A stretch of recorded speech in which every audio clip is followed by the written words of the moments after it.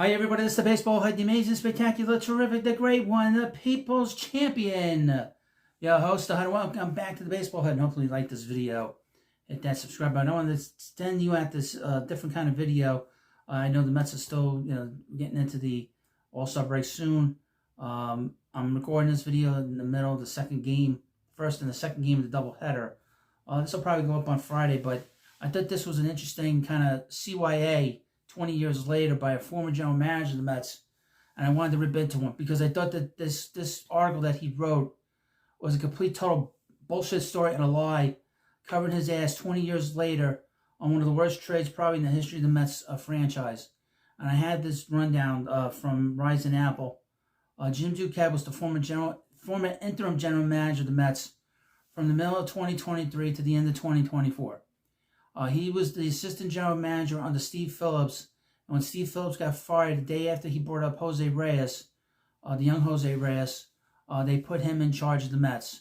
And instead of just holding the line, because the Mets were waiting for Omar Minaya to become the general manager after the Expos went bye-bye and became the Nationals, and his contract was up. They were waiting for him to become free from that.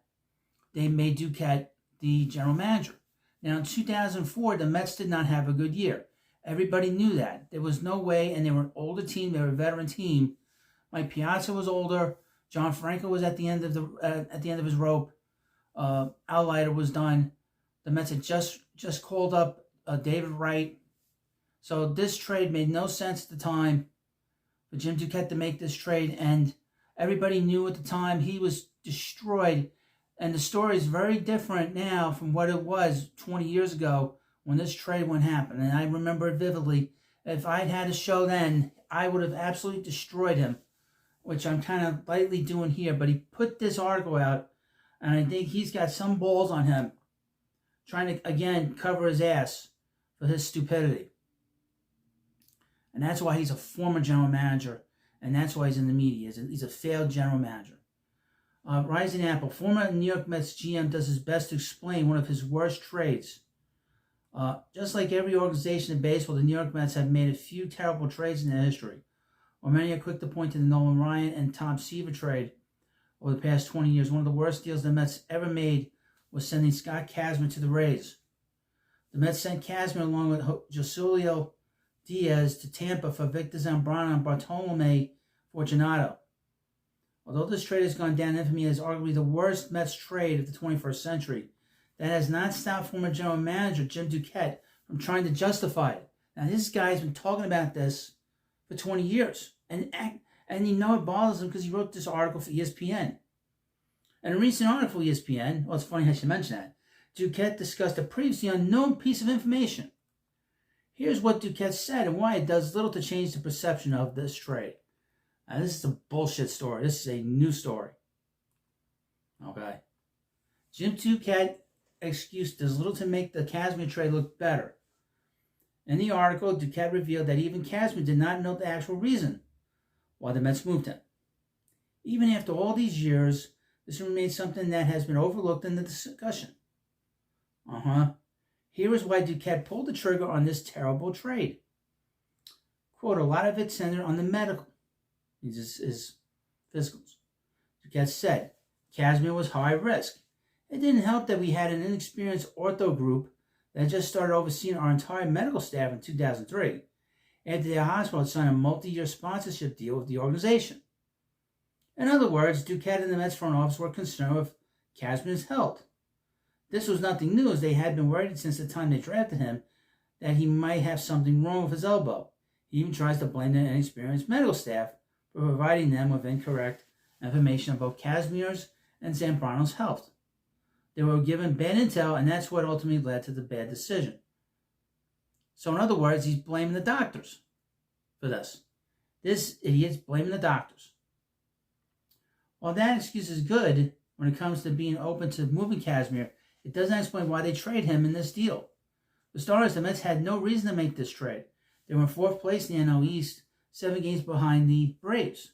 They're also 7.5 games behind the Padres for the wild card, with them needing to jump 7 teams to make it. There was no reason for the Mets to be buyers just to acquire pieces that could have made them a third place ball club. Zambrano was also an average reliever in his career up until that point. His rookie year was his best season when he pitched a 3.16 ERA over 51 1/3 innings. After that, he threw 100 innings, and they always had an ERA between 4 and 5. While Kazmir was still in the minors, he was rather impressive. While it's revisionist history, it doesn't make sense to trade a high-up pitcher for a reliever who had been average at best up until that point. Now, he was a number 5 starter. Obviously, things have changed in baseball. We don't talk about number 5 starters. We talk about guys that start and they relieve. And that, but he was a starter, if I remember correctly. He was a number 5 starter. That's what Victor Zambrano was. Now, this bullshit about the doctors, he's blaming the doctors for this, is bullshit. Because I remember at the time, they blamed this deal on John Franco and Al Leiter. John Franco and Al Leiter, I guess, had interactions with Kazmir, and that it was a personality clash, which makes 0 sense too.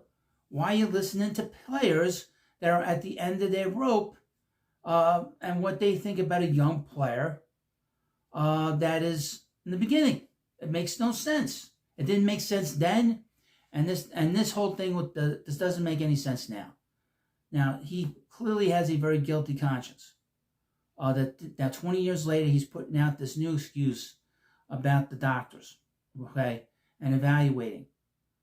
All right, you never trade a top pitching prospect for a number 5 starter, ever.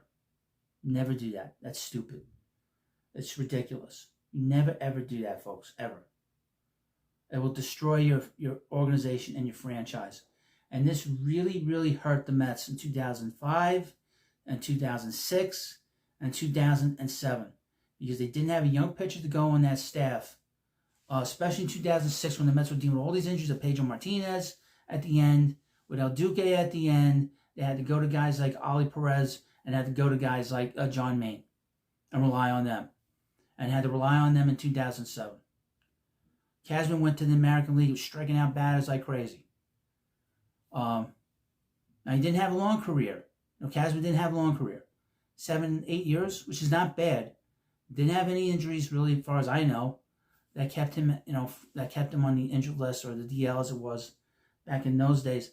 But the attitude of he's blaming the doctors and the evaluators and all, that means he's not taking blame for it. He didn't take blame for it 20 years ago. But he'd done such a terrible job, folks, that the Mets did not hire him. They put him as an interim guy. And then when Omar became the general manager, he had him on the side, but then he left, and he's not been in baseball other than to commentate on SNY and his stupid article for ESPN. I don't know the guy. I'm sure he's a wonderful person, but he was a terrible evaluator of talent. He was a terrible general manager, and those were some of the worst years in the history of this ball club. We know that. And then like I said, it had a domino effect on the organization because not having this young pitcher with a young third baseman and David Wright, the greatest third baseman in the history of this club, and one of the greatest shortstops in the history of this club at shortstop, 2 very young players. You could have had pitcher there as your core group of players. Instead, they had to go the veteran route because of this. This had a domino effect. It just didn't affect this season. It affected multiple seasons over the next few years. So that's why you always got to be careful when you trade prospects. You never trade a prospect for a number 5 starter. Sorry, you don't do that. The article points out that he was a lead. He was a number 5 starter, if I remember right. And that's what he was. Unfortunately, he pitched a couple of games in 2004, and that was it. And he was done. Terrible trade. It still gets me mad. Well, you let me know what you think about this video. And, of course, please subscribe to the Baseball Head, and I'll see you later.